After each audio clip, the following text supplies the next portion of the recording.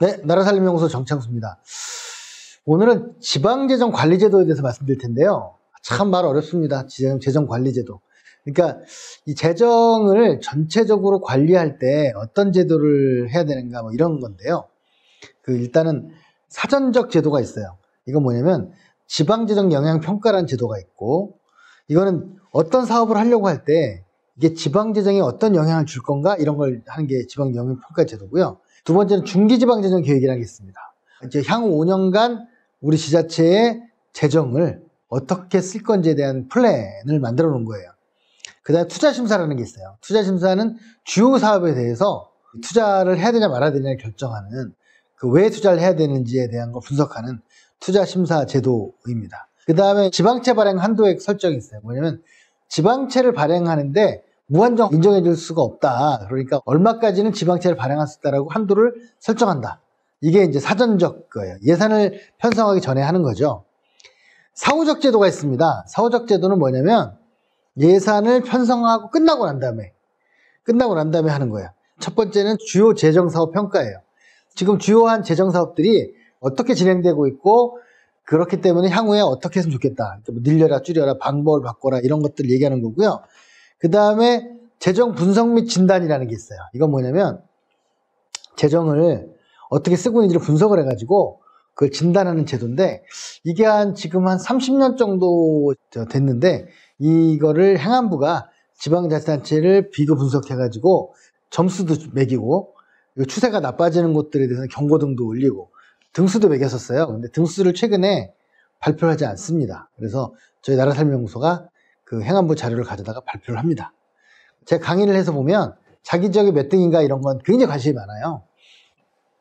제가 그 부분들을 일부러라도 보여주고 있는데, 그게 아마도 현재 단체장들이나 이런 사람들의 성적표일 수도 있겠죠. 왜냐면 예를 들면 지금 단체장이 18년에 들어왔잖아요. 그러면 그 17년부터 비교를 하는 거죠. 18년, 19년, 20년 결산 기준으로 이 지자체들의 재정 분석 진단 등수나 성과가 얼마나 나아졌는지 못하고 있는지 이런 것들을 이제 해주는 겁니다. 그래서 이 부분들은 나중에 한번 제가 따로 보여드릴 예정인데 재밌습니다. 재정 분석 진단이라는 거고요. 그 다음에 이제 마지막 사후적 절차가 지방재정 위기관리 제도라는 게 있어요. 우리가 한 10여 년 전에 금융위기가 왔을 때, 또 20년 전에 IMF가 왔을 때, 이 지방자치단체들이 굉장히 재정난이 있었던 적이 있어요. 아마도 잉여금을 이렇게 엄청 쌓아놓고 하는 태생적인 이유 중에 하나는 옛날에 둘이 부족했었다라는 어떤 아련한 기억이 있기 때문인 것 같아요. 그래서 이것에 대해서 지방재정 위기가 오면 안 되니까 위기를 오지 않게 하기 위해서 어떻게 관리해야 되는지, 뭐 이런 것들을 비교 분석하는 그 제도고요. 이 모든 제도는 지방재정법에 모두 근거하고 있습니다. 그렇기 때문에 그 법적 근거를 당연히 가지고요. 일단은 지방재정 영향평가에 대해서 한번 알아보겠습니다. 첫 번째, 사전적. 지방재정법의 27조에 따라서 지방자치단체의 장은 대규모의 재정적 부담을 수반하는 국내 국제 경기대회, 축제행사, 공모사업 등의 유치를 신청하거나 응모를 하려면 지방재정 영향평가를 받아야 된다. 이걸 이제 받으면 그걸 갖고 지방재정 투자심사위원회 심사를 거치게 됩니다. 행안부 장관의 의견도 들어야 되고, 예산 요구안 중에 자치단체 부담을 수반하는 사항에 대해서는 행안부 장관과 협의를 하는 기초 자료로 지방재정 영향평가가 활용이 되고 있습니다.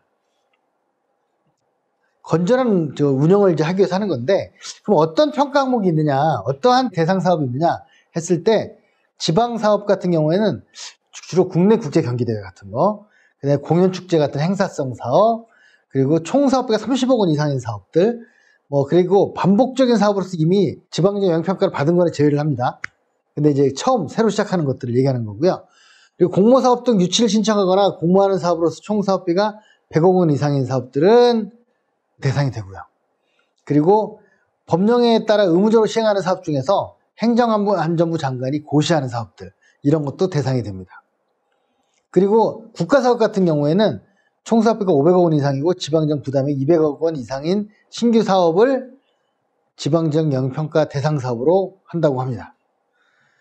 그럼 어떤 항목으로 하는 거냐 했을 때, 지방 같은 경우는 연도별 예산 대비 사업비, 정책사업 예산 대비 사업비, 연도별 정체 사업 예산 대비 지방비 등 사후에 비용이 발생하는 시설건설 사업 등 이런 것들을 3년시효로 해가지고 측정을 해보는 게 지방재정 영향평가 제도입니다. 그리고 국가 같은 경우에는 지방자치단체 수, 재정부담 규모, 그리고 변화율 뭐 이런 것들을 가지고 이제 평가를 하게 됩니다. 이 절차를 밟는 것은 먼저 지방재정 영향평가를 해요. 그래서 약간의 대상이나 그 지표에 의해서 그거를 중기지방재정 계획에 넣습니다. 그리고 지방재정 계획에 넣은 자료를 가지고 지방재정 투입계좌 심사를 해요. 그것에 대해서 국비나 보조금들을 신청을 합니다. 그것을 예산에 편성을 해서 지방의회 심의를 거치고 결산에 반영을 합니다.